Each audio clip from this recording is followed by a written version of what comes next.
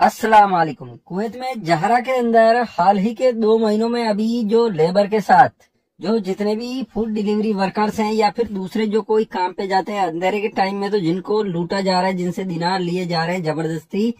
कोई पुलिस वाला बन के आता है, कोई कुछ बोलता है, तो इस टाइप से अब एक आदमी को पकड़ा गया, कुवैती आदमी को।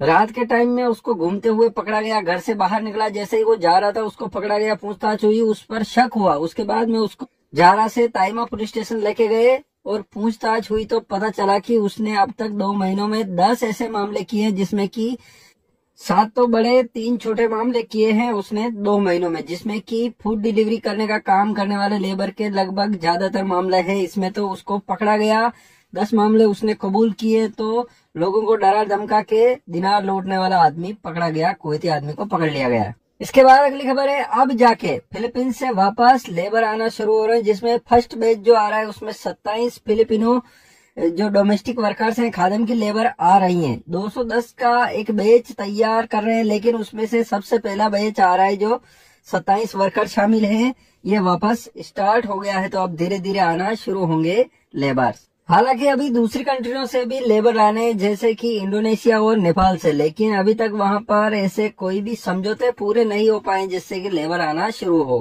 कुवैत में अभी देखा जाए तो धीरे धीरे हाल ही में जो समुद्र में कई सारे जहाज उड़ाए जा रहे हैं जो सामान इधर उधर लाने का काम करते हैं, जिससे कि कुवैत के अंदर भी लगभग 30% कीमतें बढ़ी है। जो सामान बाहर से आता है कुवैत में, बहुत सारा कुवैत में इतना नहीं है खाने का सामान, क्योंकि खेती कम की जाती है, इसीलिए एक तरह से शिपिंग कॉस्ट बहुत ही ज्यादा बढ़ गई है, जिससे कि सामान महंगा हो गया था। इस तरफ ध्यान देना चाहिए कुवैत का। ये एक तरह से सोच विचार है कि अब खेती की तरफ, ताकि फार्मिंग की जाएगी तो सामान बहुत सा यहीं से पैदा हो जाएगा, तो बहुत ही कम लाना पड़ेगा बाहर से। तो अब खेती की तरफ ध्यान देने के लिए कहा जा रहा है, ताकि आने वाले टाइम में जो कीमतें हैं खाने पीने की चीजों की वो स्टेबल रहे।